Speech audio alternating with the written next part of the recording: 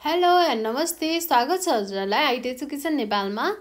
अहिले तपाईहरु हेर्दै हुनुहुन्छ जीआईएस को भिडियो सिरिज। जीआईएस भनेको जियोग्राफिक इन्फर्मेसन सिस्टम र यो हो 8 सेमेस्टरको बीएससी सीएसआईटी को 8 सेमेस्टरको सब्जेक्ट है। मैले तपाईहरुलाई यो सब्जेक्टको हरेक सिलेबसमा रिलेटेड रहेर सिलेबस बेस्ड भएर चाहिँ मैले हरेक भिडियो पब्लिश गरिरहेको छु एउटा एउटा गर्दै। तपाईहरुलाई मैले हरेक कुराहरु बुझाउने कोसिस गरिरहेको छु। कति बुझ्नु भएको छ छैन तपाईहरुले चाहिँ कमेन्ट गर्न सक्नुहुन्छ। कस्तो लागिरहेको छ पढाएको है कमेन्ट गर्न सक्नुहुन्छ, हामीलाई फिडब्याक दिन सक्नुहुन्छ।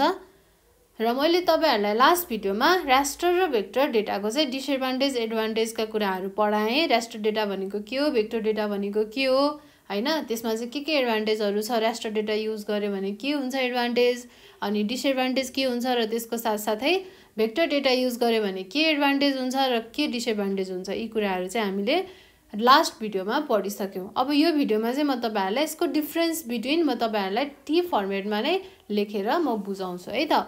तपाईहरुले बुझ्न त बुझिसक्नु भएको छ, तर अब एक्जामको लागि चाहिँ चाहिन्छ नि त, हो त्यसको लागि चाहिँ म तपाईहरुलाई डिफरेन्स बिट्विन गराउँछु है।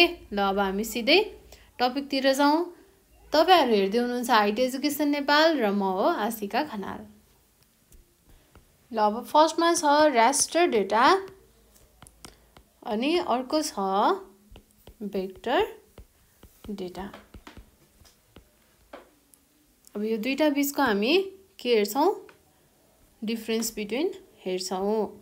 फर्स्टमा रास्टर डेटा भनेको कस्तो डेटा हो, यो एउटा टाइप अफ स्पेटियल डेटा हो। It is a type of spatial data जसको के हुन्छ, that consist of matrix of cells organized into row and column है। रो र कलममा अर्गनाइज भएको हुन्छ। अनि हरेक सेलको के हुन्छ, आफ्नै इन्फर्मेसन हुन्छ। In which each sale represent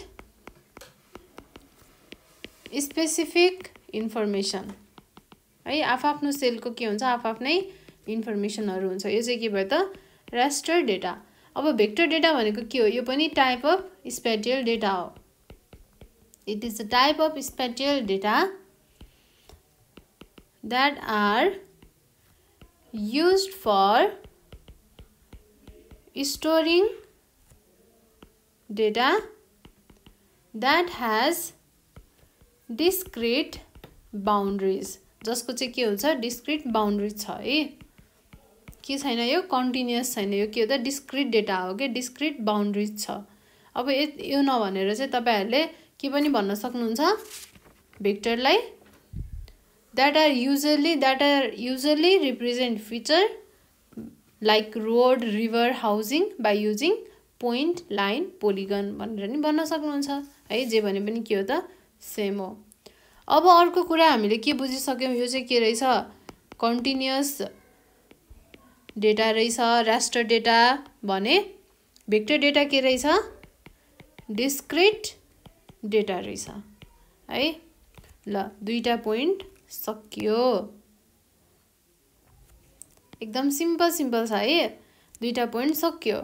अब थर्ड पोइन्टमा रास्टर डेटा के छ, it has simple data structure. रास्टरको के छ, सिम्पल डेटा स्ट्रक्चर छ भने भेक्टरको के छ, इट हैज कम्प्लेक्स डेटा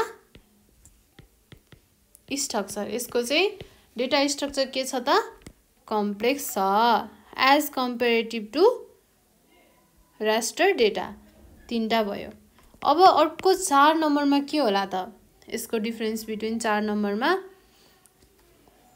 अब अघि हामीले के पढ्यौं त, अगाडि यसको डिसएडभान्टेज एडभान्टेज पढ्दाखेरि हामीले के पढ्यौं, त्यही कुराहरु लेख्ने। अब रास्टर डेटा के हुन्छ त, रास्टर इमेजेस गेट्स पिक्सेलेटेड। अब यो चाहिँ के हुन्छ त, पिक्सेलेटेड हुन्छ।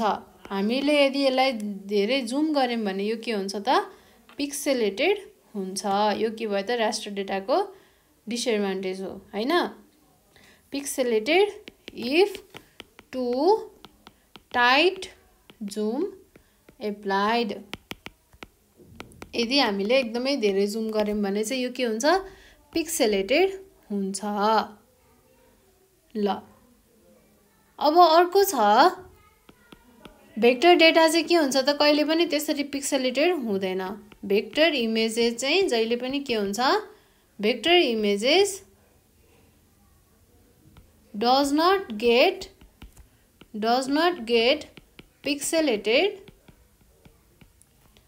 as it remains in its original position, original resolution है। it remains as it remains at its original resolution है त। ल 4वटा पोइन्ट त भइसक्यो। अब लेख्दै जाने भने त कति आउँछ के पोइन्ट त गनी साध्यै छैन। अब रास्टर इमेजेसको के हुन्छ रास्टर इमेजेसको फाइल साइज आर लार्ज हुन्छ है, किनभने धेरै पिक्सल हुन्छ त्यही भएर लार्ज हुन्छ भने भेक्टरको के हुन्छ स्मल हुन्छ। Vector file sizes are much smaller. ल यो चाहिँ अर्को डिफरेन्स भयो। 5वटा भइसक्यो। अब अर्को 6 नम्बरमा आउँछ के होला रास्टर इमेजको पर्फर्मेन्स एकदमै के हुन्छ स्लो हुन्छ। Performance is slow. तर भेक्टरको के हुन्छ फेरि फास्ट प्रोसेसिङ अफ डेटा भनेपछि के हुने भयो पर्फर्मेन्स फास्ट हुने भयो है। त्यो कुरा भयो। कति सजिलो 6वटा सक्यो। अब आउँछ 7 नम्बरमा हामीले रास्टर डेटालाई चाहिँ के गर्नुपर्ने हुन्छ पिक्सेल हुन्छ। हरेक पिक्सेल हरेक सेलको आफ्नो एउटा लोकेसन हुन्छ, आफ्नो एउटा कलर हुन्छ। त्यसले गर्दा यसले चाहिँ स्टोर लिने यसको स्टोरेज क्यापेसिटी के हुने भयो हाई हुने भयो। स्टोरेज स्पेस चाहिँ हाई हुने भयो है, ह्युज स्टोरेज हुने भयो यसको। तर भेक्टरको के हुन्छ स्टोरेज एकदमै लो हुन्छ। त्यही कुरा लेख्नु पर्यो ह्युज स्टोरेज रिक्वायरमेन्ट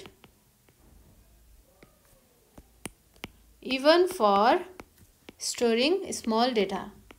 स्मल डेटाको लागि पनि के हुने भयो ह्युज स्टोरेज हुने भयो। तर भेक्टर डेटामा चाहिँ स्टोरेज स्पेस एकदमै लो, storage space is low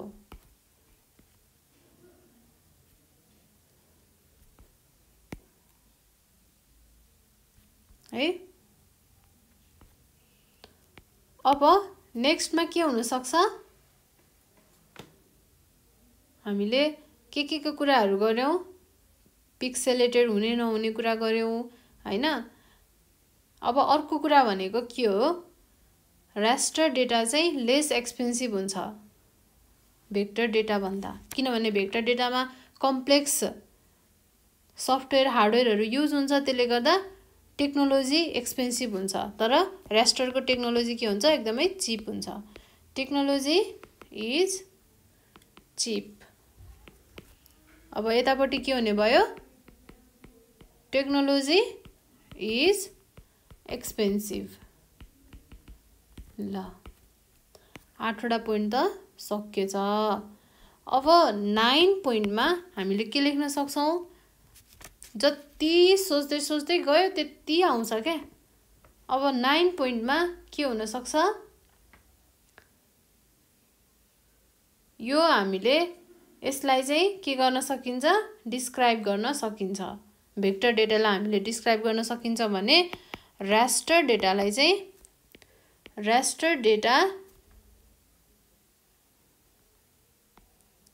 cannot be described properly as compared to vector।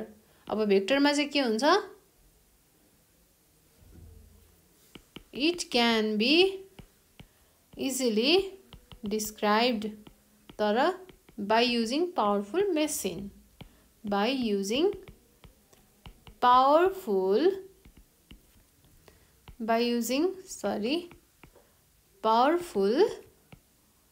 machines. तपाईहरुलाई छिटो सबै टपिक सकाइदिने चक्करमा एकदम छिटो पढाइराको जस्तो लाग्दैछ है मलाई। अब अर्को 10 नम्बरमा के हुन सक्छ त? अरु केही छ त डिफरेन्स? डेटा स्ट्रक्चर को कुरा भयो हैन, टेक्नोलोजी एक्सपेन्सिभ को कुरा भयो। अब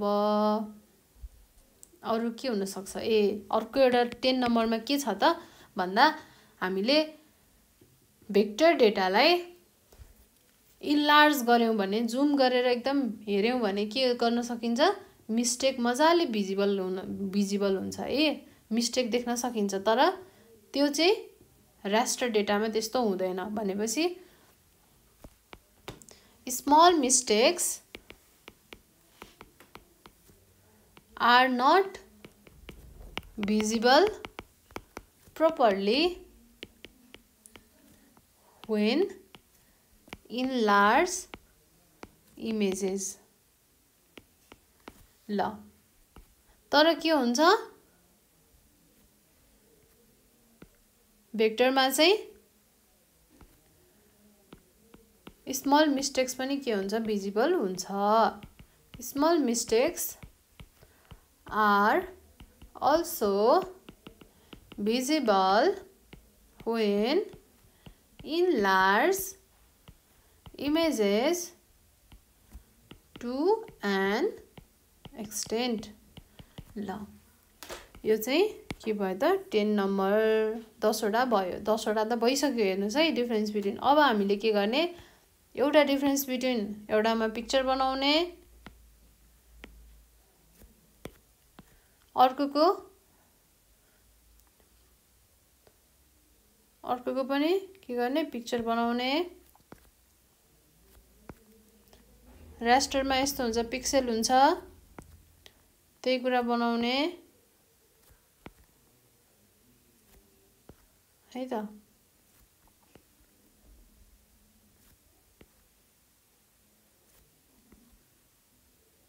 ल अब यतापट्टि चाहिँ के हुन्छ? यसरी यति चाहिँ उ भयो, ल्यान्ड भयो। ल यो ए नम्बरमा, यो बी नम्बरमा यो लेक भयो, यो सी नम्बरमा रेसिडेन्टल एरिया भयो, अनि यो चाहिँ के भयो त? क्रप ल्यान्ड भयो है। यसरी हामीले डिफरेन्ट दिन सकिन्छ। यसरी चिन्ह लाग्यो है, अरु केही गरे होइन। यो फेरि के गरेको भन्ने सोच्नु होला। यो चाहिँ यसरी चिन्ह लगाइदिएको मात्रै हो। यसरी चिन्ह लगाइदिएको। 2 नम्बर लेक। ल यो चाहिँ के हो? फिगर।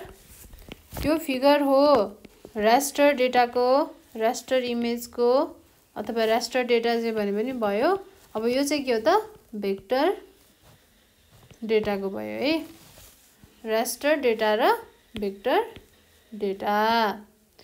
अब यसको पिक्सेल 1 1 1 1 1 2 2 2 2 2 यो पिक्सेल देखाएको के, अरु केही गरेको होइन है। यो मैले अगाडि पढाइ पनि सके तपाईहरुलाई। 1 1 1 1 1 1 1 ल हरेकको पिक्सेल छ भनेर हरेक पिक्सेल हरेक सेलको चाहिँ त्यसरी देखाएको है, अरु केही होइन। ल यसरी चाहिँ तपाईहरुले डिफरेन्स बिट्विन लेख्न सक्नुहुन्छ। रास्टर डेटा र भेक्टर डेटाको आफै बनाएर है, कहीं हेर्नु पनि पर्दैन, केही गर्नु पनि पर्दैन, एकदमै सजिलो छ। यसरी चाहिँ हामीले के गर्न सक्छौं? रास्टर र भेक्टरको डिफरेन्स बिट्विन गर्न सक्छौं। यदि तपाईहरुले एक्जाममा आयो भने यही कुरा लेखिदिनु भयो हुन्छ।